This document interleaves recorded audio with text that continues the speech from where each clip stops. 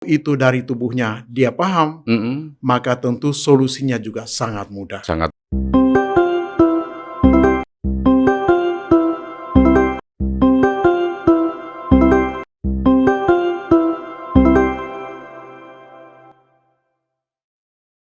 Halo, apa kabar? Kita ketemu kembali di Lidonet dan pada kesempatan hari ini kita di acara Mau Sehat Kenali Tubuhmu atau di Healthy Happy Family. Topiknya adalah itu tadi, Mau Sehat Kenali Tubuhmu.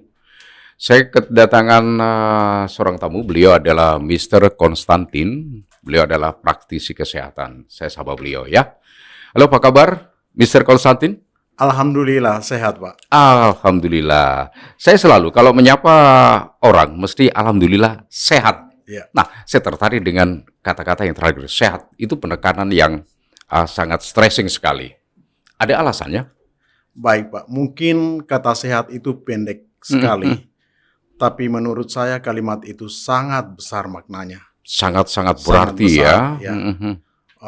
Kata orang bijak, dikala orang sehat bisa berencana 1001 keinginannya, Betul, betul. tapi waktu sakit Hmm, hanya satu, bagaimana sehat kembali. untuk sembuh. Untuk sembuh, Iya, untuk sehat betul, kembali. betul. Jadi artinya benar-benar sehat itu menjadi satu bagian yang penting dalam rangkaian kehidupan seseorang. Kehidupan seseorang ya. Heeh. Ya, hanya masalahnya karena sehat itu dimilikinya sejak awal, Mm-mm. maka serasa sehat itu miliknya Mm-mm. dan dia menjadi abai untuk bagaimana caranya memelihara sebuah kesehatan. Kesehatan. Iya. Ada istilah mengatakan kalau sehat itu adalah tidak ternilai harganya ya. Betul. Hmm. Ya, tapi aktualnya di masyarakat seperti sehat itu terbawa secara alamiah dan tidak memerlukan sesuatu yang spesifik untuk mempertahankannya. Kenapa? Karena orang merasa bahwa sehat itu milik saya dan tentu biayanya juga merasa tidak perlu dikeluarkan. Gitu ya. Tetapi waktu terkena sakit penyakit, Mm-mm. maka mereka akan panik mulai dari proses penyembuhan, biaya dan segala macam. Nah, hari ini saya hadir di tempat ini bersama Jatin News dan mungkin kita akan berbicara sedikit lebih mendalam mengenai sehat itu bagaimana caranya agar menjadi milik seseorang sampai usia mereka lanjut. Betul, betul ya. Saya tadi juga belum memperkenalkan diri ya, Mr. Konstan. Saya adalah Deddy Surya ya. Kita akan berbincang mengupas tentang mengenali tubuh untuk sehat. Betul. Ya. Nah, banyak awam yang tidak paham ya. Artinya banyak dari orang-orang sekitar kita tidak paham tentang mengenal tubuh mereka. Nah, ini menurut Mr. Konstan bagaimana ini? Oke, kalimat tidak paham. Tidak paham itu mereka belajar apa tidak. Ingat bahwa sebenarnya manusia menurut teori evolusi diberi karunia lebih dari segala makhluk hidup yang lain, diistilahkan namanya homorogan. Homorogan itu artinya sifat manusia selalu ingin tahu. Jadi yang sudah sampai ke bulan, dia mau ke Mars. Betul. Yang sudah lulus S2, dia mau S3. Ya.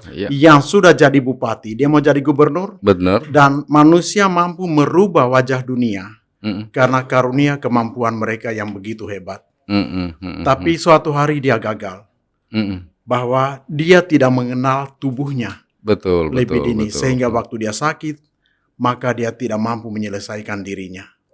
Nah, memang pada dasarnya dibutuhkan ilmu pengetahuan. Yang merubah dunia adalah pengetahuan. Tetapi kalau kita bicara kesehatan, hal ini saya bilang bukan hal yang susah, Pak. Sangat mudah. Orang gitu bisa ya? buka di YouTube, di Google, di WhatsApp, ikut Zoom, dan di Gramedia. Semua info tentang kesehatan menyajikan 1001 macam bentuk, termasuk mulai dari peralatan, material, dan sangat cukup. Iya. Hanya satu yang saya mau ingatkan. Suatu hari kita berdoa, mau tidur malam, bangun pagi di meja makan, minta sehat sama Tuhan. Padahal dia diberi karunia untuk tahu kenapa sudah hidup sekian puluh tahun dalam hidupnya. dia tidak coba mengenal lebih dini tentang tubuhnya. Tentang tubuhnya sendiri. Maka ini topiknya, kenalilah tubuh Anda. Ya. Jadi kalau ilmu itu dari tubuhnya dia paham, maka tentu solusinya juga sangat mudah. Sangat mudah, ya. Kalau ilmu itu kita tidak paham lalu didikte orang, antara percaya dan tidak percaya kita nggak bisa berbuat apa-apa. Benar. Gitu. Jadi hari ini mungkin judulnya bagaimana memang tadi akhirnya mengenal tubuh ini lebih dini, supaya seseorang bisa mengambil keputusan bagaimana melayani tubuhnya dengan baik. Gitu. Saya jadi ingat ibarat bahwa handphone ya, kalau kita beli handphone itu baru ya, itu kekuatannya bisa 2 hari atau 3 hari. Setelah selang beberapa saat, dia akan menurun kekuatan baterainya. Itu sama halnya dengan ibarat tubuh itu. Begini, ini berbicara sedikit mengenai kasus penyakit yang berkaitan dengan sindroma metabolik. Kalau Bapak pertanyakan itu. Jadi contoh sederhana, saya selalu katakan bahwa waktu saya beli handphone ini baru, baterainya kuat 48 jam. Setelah usianya 4 tahun, handphonenya nggak rusak, tapi baterainya tinggal 5 jam. Maka artinya bukan handphonenya yang rusak, tapi energinya yang hilang. Energi ya.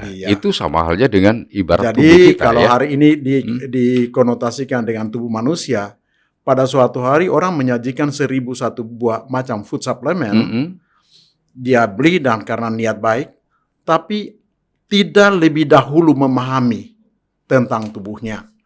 Nah, pada usia tertentu atau seorang pekerja keras, salah satu unsur utama bukan saja makanannya atau gizinya, tapi energinya. Kenapa? Kalau saya katakan kalimat sebuah penyakit seperti contohnya kasus diabetes, hipertension, kolesterol, kalau kita bertanya ke dokter, kenapa seseorang sudah kontinu makan obat tapi tidak kunjung sembuh? Nah, itu pertanyaan yang harus. Kan begitu? Ya, benar. Seorang pasien bertanya, kenapa saya sudah disiplin makan obat tapi kok saya nggak sembuh? Kalimat pendek akan terjawab bahwa kamu sudah usia dan terjadi kasus sindroma metabolik. Artinya sebuah sistem yang gagal. Kalimat inilah yang membuat orang terima atau tidak harus taat makan obat. Ya, artinya bahwa ini hanya membuat seseorang untuk bertahan hidup, tapi untuk sembuh sangatlah susah.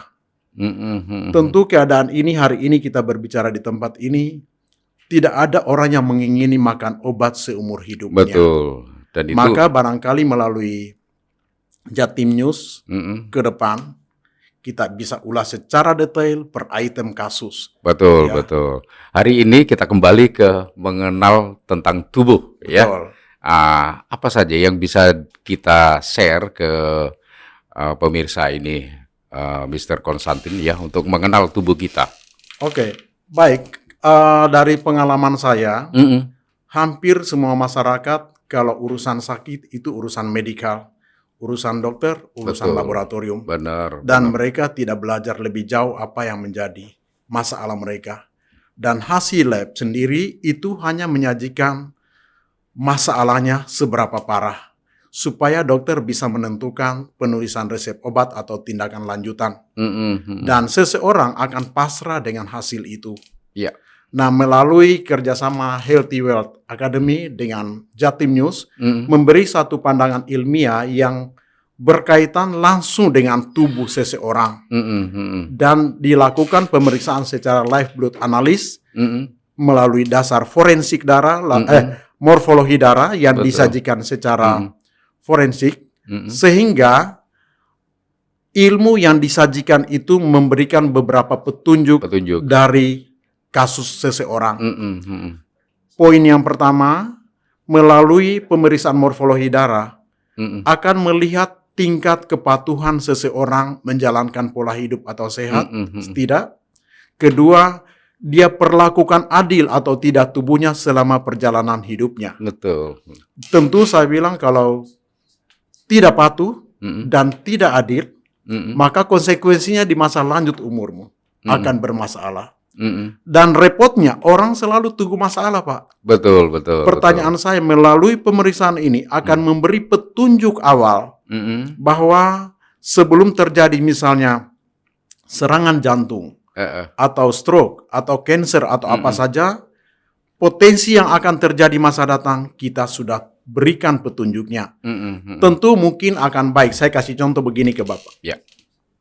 Teman Anda datang, Pak, jangan lewat di sana. Lagi ada demo atau jembatannya putus. Betul. Pertanyaan saya, bersyukur nggak Pak kalau ada yang mengingatkan begitu? Sangat bersyukur. Jadi kita bisa itu menghindar. hal biasa ya. Tapi bagaimana dengan kesehatan Anda yang selama ini orang lagi goes sepeda, lagi main tenis, lagi main futsal, tiba-tiba jatuh di lapangan. Nah, sedangkan catatan medikal dinyatakan bahwa 50% manusia di dunia meninggal stroke dan serangan jantung normal kolesterol. Ada apa normal kolesterol, sementara image orang bahwa kolesterol itu menjadi bagian yang sangat penting diperhatikan karena berpotensi membunuh orang, sementara profil lipid mereka normal tapi terjadi serangan jantung dan stroke. Itu salah satunya. Jadi melihat potensi apa yang akan terjadi di masa datang. Pertanyaan saya, kira-kira orang mau nggak sih Pak kita memberi petunjuk ini supaya di masa lanjut umurnya jauh dari stroke, jauh dari serangan jantung? Saya kira sangat mau sekali karena dari kita ini begitu awam ya untuk mengenal tentang tubuh kita, mengenal hal-hal yang bakal terjadi itu, Mister.